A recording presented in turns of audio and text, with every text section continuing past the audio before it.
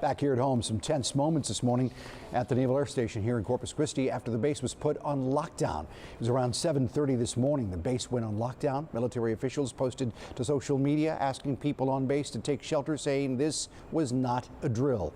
Within 20 minutes of that report, a suspect was taken into custody. The lockdown then lifted at 8:30. Details remain limited, but at this time, we're being told by officials there that an employee on the base had been making verbal threats. However, no shots were fired, and that there doesn't appear to be any connection between this incident and the shootings at the naval air stations in Hawaii and Florida. This is a developing story, of course, so stay with us for the very latest.